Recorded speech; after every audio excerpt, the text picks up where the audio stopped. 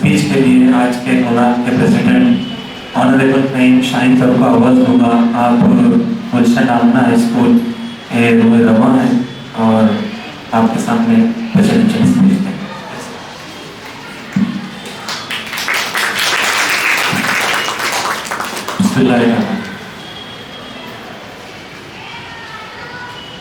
मैं जेटी के लिए तो कुछ नया नहीं हूँ, हमने अभी तक सुना है। शुरू करने से पहले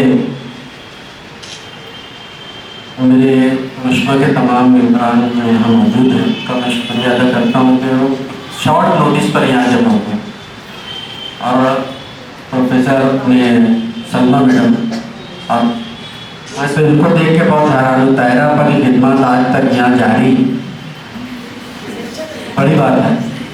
और हमारे चेयरमैन का खासा ही जो नगीना उसको लगा के रखे रहते हैं, इनसे काम करना है, इनसे फ़ायदा उठाना है, ये बहुत सलाहियत की बात होती है। हमने स्कूल कनेक्टिविटी का जो नया सेंस गवर्नमेंट ऑफ महाराष्ट्र ने या आपके यूजीसी ने दिया जो है, ये बहुत देर पर एसएससी के जरिए जो गुज़िश्ता 2 दहाइयों से सर्वे चल रहा था, एक स्कीम गवर्नमेंट ने लॉन्च की थी, एसएसए सर्व शिक्षा अभियान। इसके तहत माशी तौर से यानी फंडिंग करके पूरे समाज को एजुकेशन से जोड़ने का मिशन यही था, सबके लिए तालीम। लेकिन 10 से 15 सालों में आप देखिए कि जितना करप्शन और जितना एजुकेशन का लेवल गिरा है, उसका तमाम सेहरा एसएसए के साथ जाता है।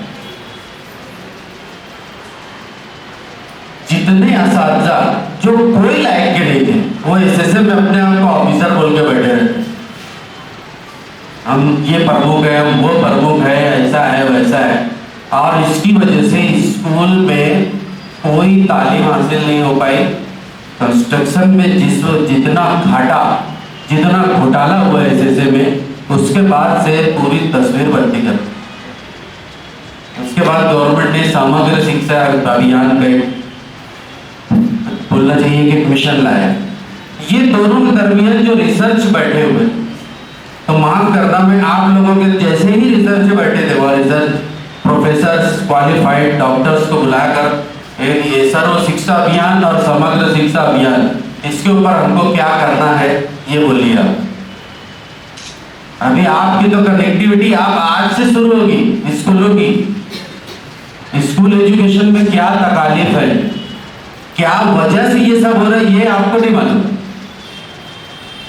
तो वो जो रिसर्च रिपोर्ट आई, तो उसमें से जो धार्मिक जहन रखने वाले प्रोफेसर थे, डॉक्टर्स थे, उन्होंने ये कहा कि ये हिंदुस्तान के बच्चों को अगर सुधारना है तो उसकी बेस्ट एग्जांपल उन्होंने पेश की कि कितना भी बड़ा कोई मुजरिम हो या गवाही देने वाला हो, उसको कोर्ट में उसके धार्मिक जो सबसे बड़ी ग्रंथ होती है उस पर हाथ रख के कसम खिलाई जाती है।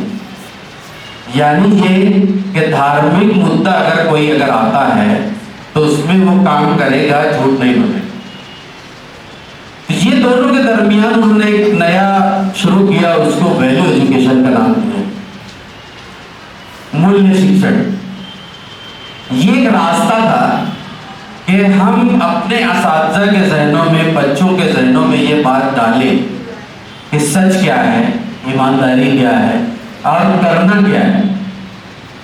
तो इसके लिए उन्होंने हमको एक कॉरिडोर दिया, एक रास्ता दिया कि आप स्कूल में जो पहला पीरियड होता है उसके अंदर उससे पहले 1 आधे घंटे का परिपाठ डीएड के अगर कुछ होंगे तो उनको मालूम है, तो परिपाठ के ताल्लुक से कि आप अपने धार्मिक शिक्षण, जो अच्छे ऐसे लोग जो गुजरे हैं जिनकी जिंदगियां कौम पर लग गई, उन्होंने अपने खानदान को साथ रखते हुए पूरी कौम के लिए काम किया।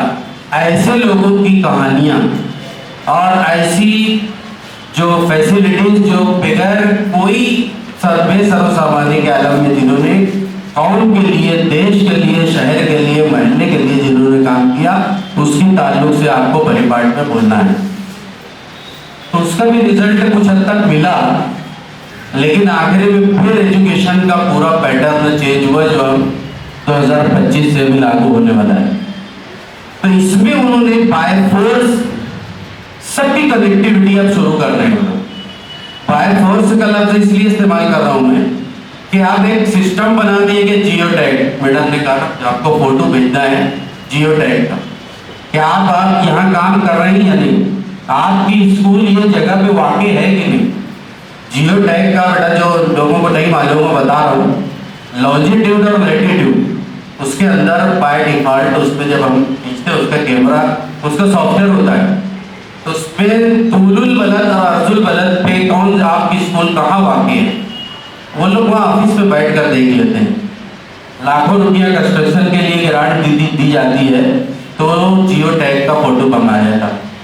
आप ये प्रोग्राम कर रहे हैं कि जियो टैग का फोटो मंगाया जाएगा, हुआ कि नहीं हुआ? तो अब हमारे ऊपर सब तरफ की बंदिशें आ रही, लेकिन इससे घबराना नहीं, ये हमारे लिए एक किस्म का डिसिप्लिन मेंटेन किया जा रहा है कि अब आपको ये करना ही है। 40 हाई स्कूल हैं शहर के अंदर, अगर हम एवरेज देखें हर स्कूल में 100 या 200 भी बच्चे, 600 बच्चे भी अगर पकड़ते हैं तो 40 स्कूलों में कितने हो गए? 4000 बच्चे हर साल 10वीं पास हो रहे हैं। 100 को एडमिशन मिलता है, एक मान लीजिए 100 की तो किसी की कैपेसिटी भी नहीं है। 10 जो जूनियर कॉलेजेस हैं, तो आप ये जूनियर कॉलेजेस अभी तक ऑप्शनल है, तो ये जो नई एजुकेशन पॉलिसी में 12वीं लेना ही पड़ेगी आप। तो ये ड्रॉप आउट्स खत्म हो, बच्चों को क्वालिटी एजुकेशन मिले, उनकी हौसला अफजाई हो, इसलिए ये तमाम पूरे मुल्क की सतह पर यूनिवर्सिटी लेवल पर प्रोफेसर से काम लिया जा रहा है। अब आप जाओ जहाँ से आपके पिछले प्रोफेसर ने रिपोर्ट दी थी, वो देख कर आओ है कि नहीं। ये मिशन है और इसका हमको बेनिफिट उठाकर हम हमारी कौम को, हमारे बच्चों को क्या दे सकते हैं। तो सबसे बेहतर मुझे बड़ी खुशी की बात ये लगती है यहाँ पर कि जेटी कैंपस ने ये इनिशिएटिव पहले ले लिया स्कूल को कनेक्टिविटी करने का। तो मेरी राय ऐसी है, जैसे मैम ने कहा कि आप अपने जूनियर कॉलेजेस के बच्चों को यहाँ लाकर विजिट कराएं, तो उसका जवाब मैं दे रहा हूँ, आप हमारे यहाँ पर आए।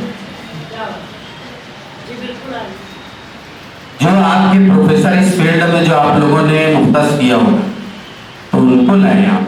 होता क्या है, देखो अभी 10वीं का एग्जाम होगा, उसके बाद पूरे शहर में ऐसी तंजीमें जो अपने आप को कौम का हमदर्द कहती हैं और हैं भी कुछ हद तक, सब जाग जाएंगे, इनका ईमान एकदम ताज़ा हो जाएगा और सब पूरा वो कैरियर गाइडेंस के ऊपर लेक्चर शुरू हो जाए।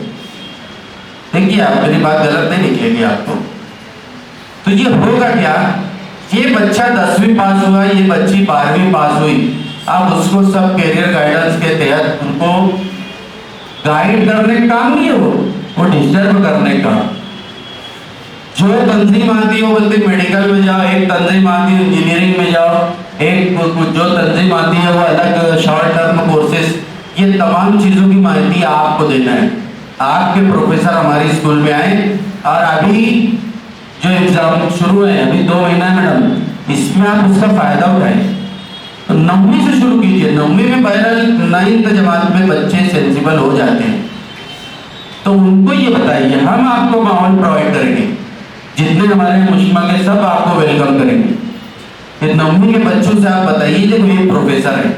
मैंने अभी 2 साल में एक मेरे स्कूल में एक प्रोग्राम किया है, शुरू किया है।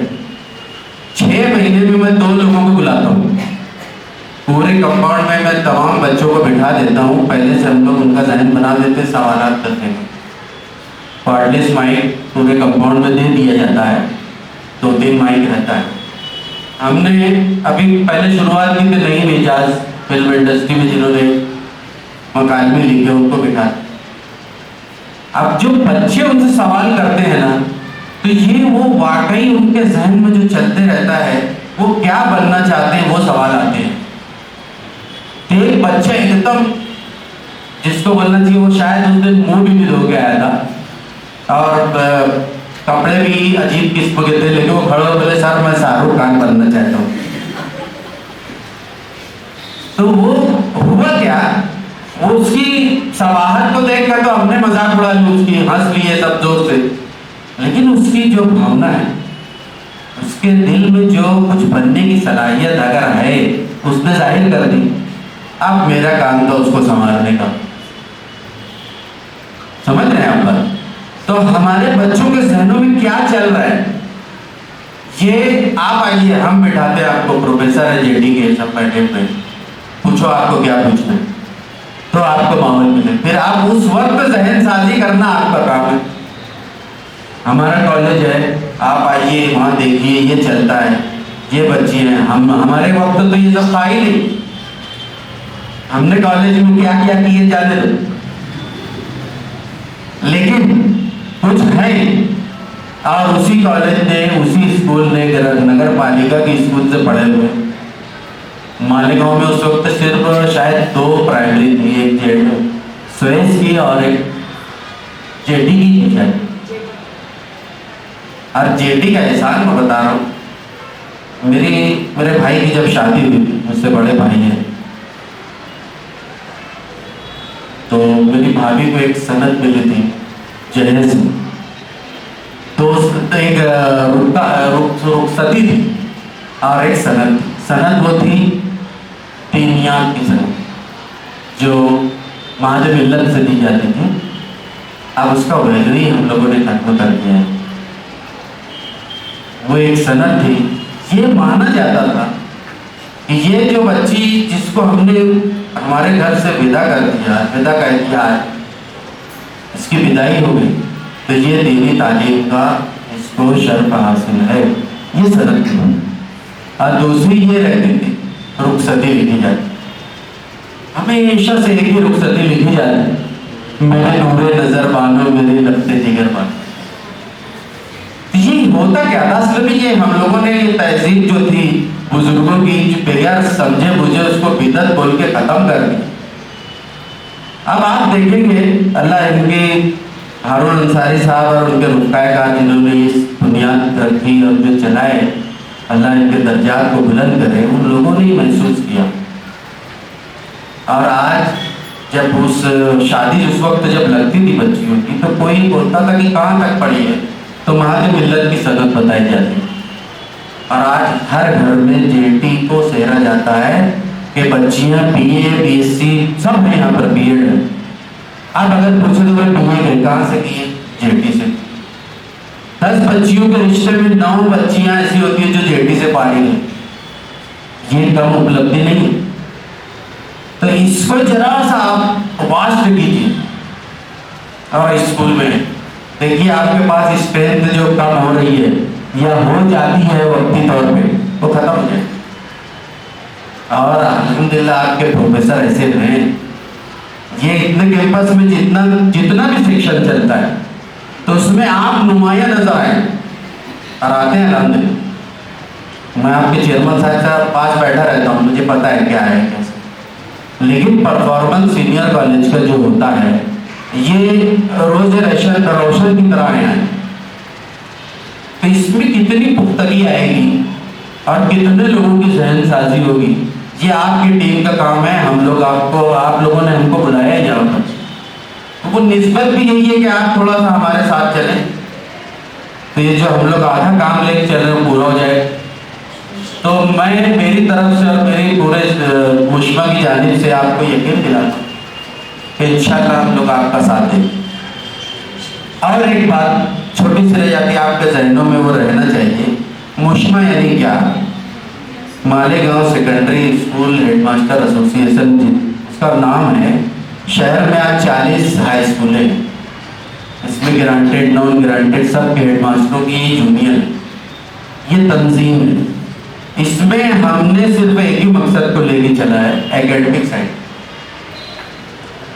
हमारे बच्चों को अच्छी तालीम कैसे मिले, एक स्कूल से दूसरी स्कूल का जो रिश्ता है वो बेहतर कैसे रहे, इस ताल्लुक से। अब आज जो ये तादाद कम है, इसकी वजह कल का दिन था, आप लोग भी गैदरिंग में थे, पूरे महीने से 1 हफ्ते से तैयारी चल रही थी। फिर 27 जनवरी को छुट्टी होना चाहिए तो ज़्यादातर जगह छुट्टी है। अब हेडमास्टर साहिबान, हेडमिस्ट्रेस साहिबा सब थक गए हैं जो नहीं आ पाए, ये एक वजह है।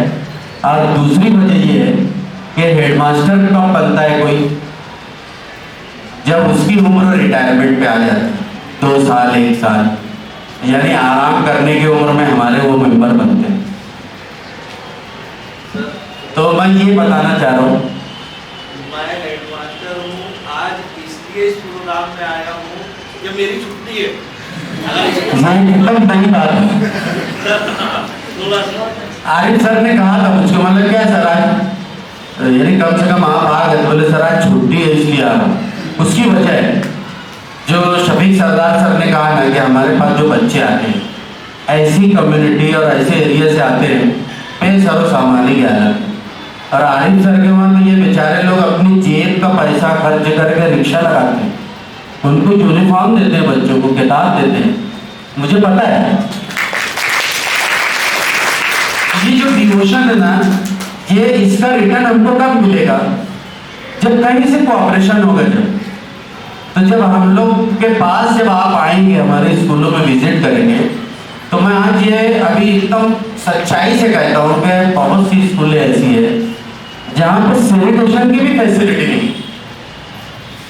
अब मैनेजमेंट में डिस्प्यूट होने की वजह से लोग देखते नहीं है क्या किया जाए, तो सब पूरा जो बोझ है वो हेडमास्टर के ऊपर आता है। अब इसमें ऐसे भी हेडमास्टर आ जाते हैं जो 1 साल के लिए बने, 1 साल का टाइम पास कर रहे हैं, कहाँ काम पे लगाए हम है। जिस जहनीत की बात होती है क्या कर सकते, उसका कोई रास्ता नहीं है। तो ये जो है मूल्य एजुकेशन में थोड़ा सा फायदा हुआ था, मूल्य शिक्षण में, कि जो अच्छी बातें थी वो बताई जाती थी, वो दिलों में उतरती थी। मैंने अभी यहाँ बैठे थे हम लोग, तो मैडम से मैंने बात की कि दुनिया मकाबात अमल है, ये तो हमारे मजहब की बात है कि आपने जो किया है उसका बदला ऊपर तो मिलने वाला है, यहाँ क्यों देख।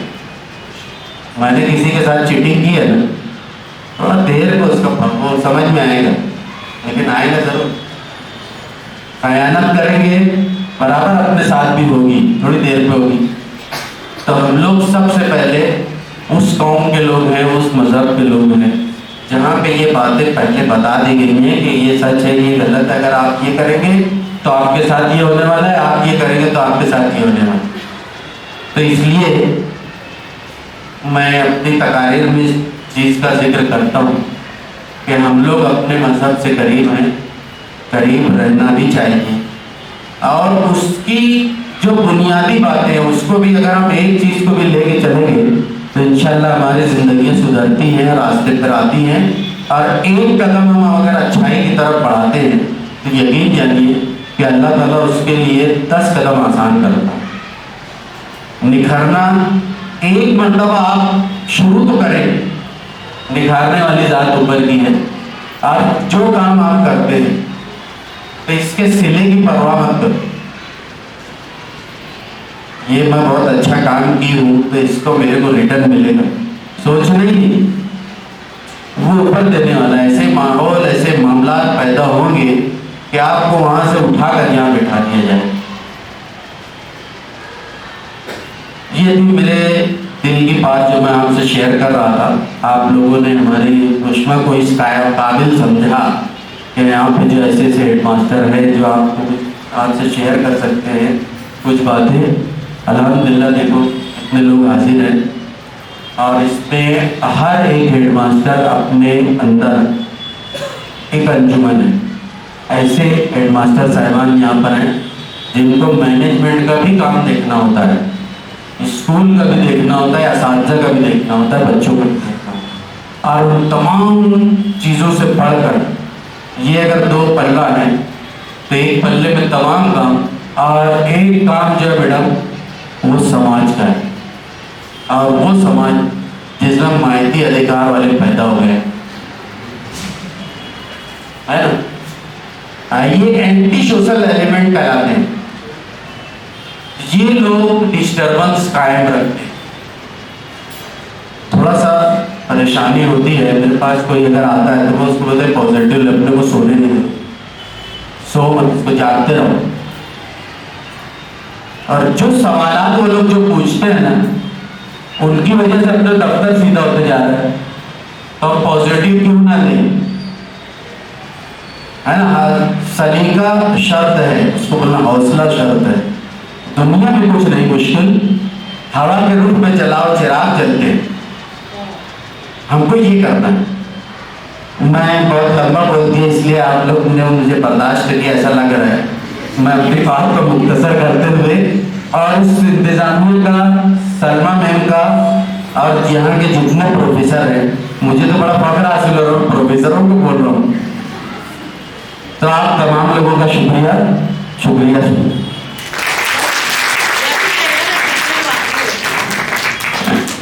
बहुत बहुत शुक्रिया सर। और जो है highly informative, engaging, enlightening and inspiring speech. और हम लोग प्रोग्राम के लास्ट सेगमेंट की तरफ बढ़ते हैं।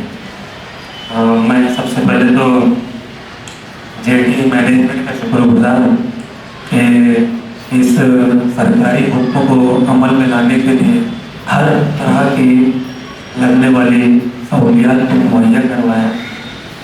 और उसके बाद मैं आज के प्रोग्राम के सदर ऑनरेबल नईम शाहीन सर का बहुत शुक्रगुजार कि उन्होंने न सिर्फ ज़ाती तौर से यहाँ पर अपनी हाजिरी दी, बल्कि पूरी कोशिश करके जितने लोगों को जमा कर सकते थे अपने मुश्किल के, उनको उन्होंने जमा किया और यकीनन एक कामयाब प्रोग्राम पेश किया और कामयाब करने में अपना बहुत बड़ा ताउन किया। और उसके बाद मैं हमारे कॉलेज के incharge principal doctor Salma Sattar ma'am का शुक्रगुजार हूँ कि वो इतनी एक्टिव है कि कोई भी सर्कुलर, कोई भी डायरेक्टिव जो एजुकेशनल होता है गवर्नमेंट की जानिब से जब आता है तो सबसे पहले वो खुद ही पा लेती है, फिर उसके बाद हमको देती है। न सिर्फ देती है बल्कि उसमें पूरी तरीके से गाइडेंस करती हैं, काम करती हैं, हम लोगों को यकीनन उसको भी मुकम्मल करके वक्त पर पहुंचवा देती है।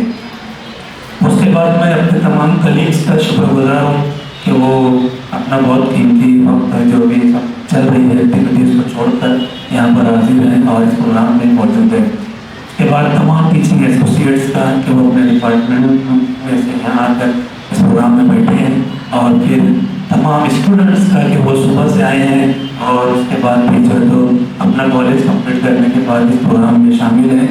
नईम सर का शुक्रगुजार हूँ मैं कि उन्होंने इस पूरे प्रोग्राम को रिकॉर्ड